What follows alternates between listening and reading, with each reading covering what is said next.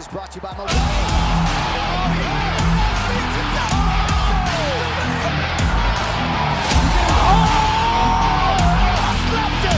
Hey, I'm not surprised.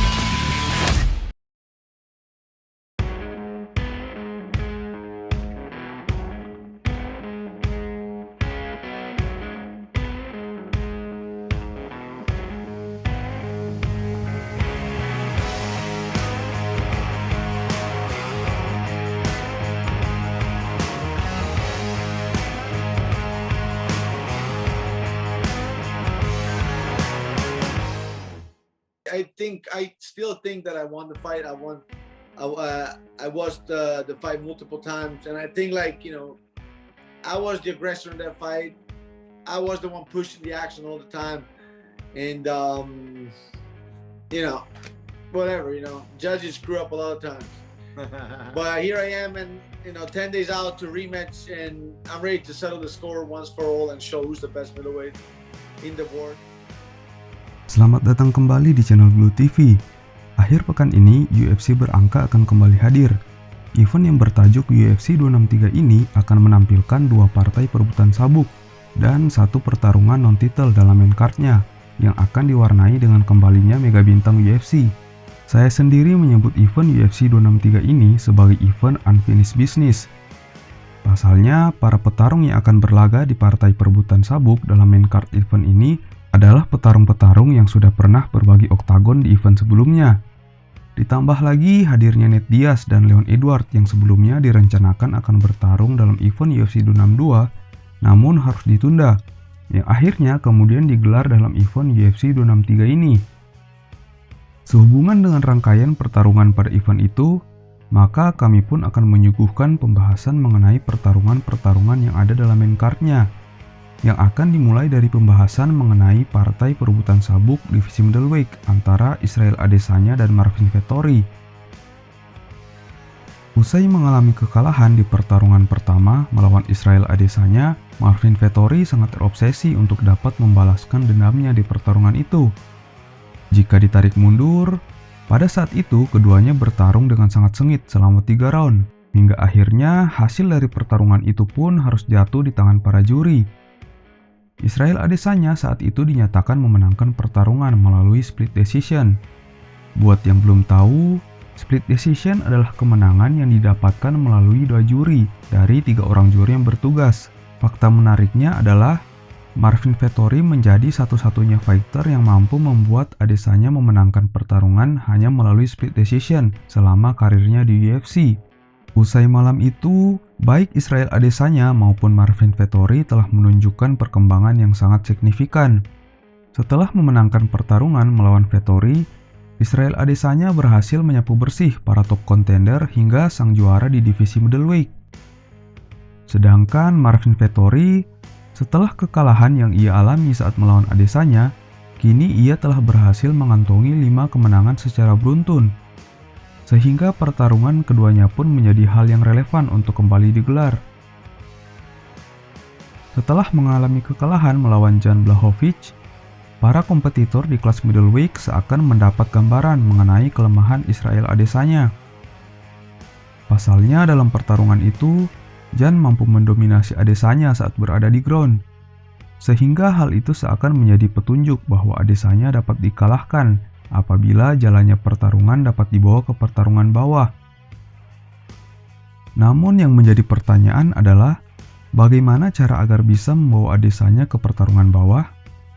Karena tak bisa dipungkiri, perbedaan berat badan yang sangat signifikan di pertarungan terakhirnya melawan Jan Blachowicz menjadi salah satu faktor yang menyebabkan Adesanya dapat didominasi oleh Jan Blachowicz di pertarungan bawah.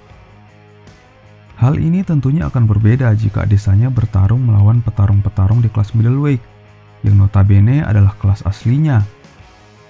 Sebagai maestro dalam permainan striking, Adesanya adalah fighter yang terkenal sangat disiplin dalam mengatur jarak dengan lawannya. Ia juga memiliki takedown defense yang sangat baik di divisi ini, sehingga memungkinkannya dapat tetap membawa jalannya pertarungan dalam posisi berdiri. Dalam pertarungan atas, ia kerap mengandalkan jangkauan dan serangan baliknya yang cepat untuk menghancurkan lawan-lawannya. Namun seluruh narasi itu sepertinya dapat dijawab oleh Marvin Vettori. Berkaca di pertarungan sebelumnya, pada saat itu Vettori dapat membawa pertarungan di ground. Di pertarungan itu pula ia dapat mengontrol Adesanya dengan skill grapplingnya, sehingga ia pun berhasil mendapat poin yang lebih unggul dari satu juri yang bertugas di malam itu. Usai pertarungan itu, banyak opini yang beredar mengatakan Vettori dapat saja memenangkan pertarungan apabila pertarungan dilaksanakan selama 5 round, karena keunggulan yang ia miliki dalam permainan grappling.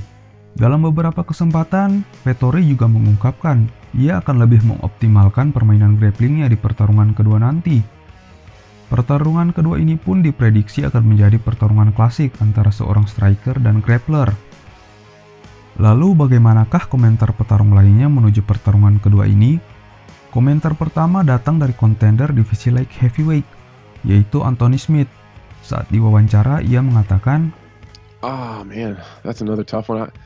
I would probably say Israel because he's been in there, he's felt it. I think he's going to be motivated from his loss to Jan Blachowicz, but I don't for a second think that this is going to be an easy fight for Israel. I think that Marvin is going to really give him some problems and really get in his face and try to pressure him and get him down to the ground. Kemudian komentar dari prospek muda divisi middleweight. That's a tough fight. And we all saw the first fight how it played out, and it was a close fight. So I don't know. Honestly, I don't want to pick on that one, but it should be a very interesting fight, you know. Setelah itu komentar dari petarung divisi middleweight. Honestly, I think I would say the last fight. I remember watching that live when it happened. I think I wouldn't have been mad if they had given it to Vettori, but I think Adesanya did win.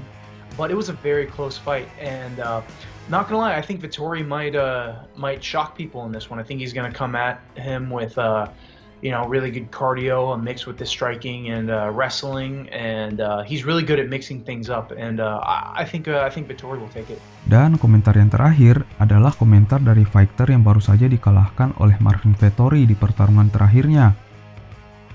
I think Izzy wins, man. I don't think Izzy is easy to take down as I was, and Marvin's.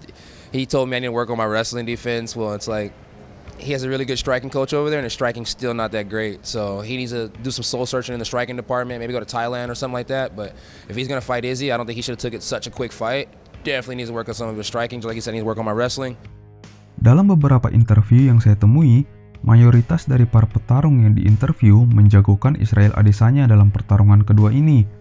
Mereka berpendapat bahwa Israel Adesanya telah mendapatkan banyak pelajaran baru usai mengalami kekalahan di pertarungan terakhirnya melawan Jan Blachowicz, yang diyakini dapat membantu Israel Adesanya memenangkan pertarungan kedua ini.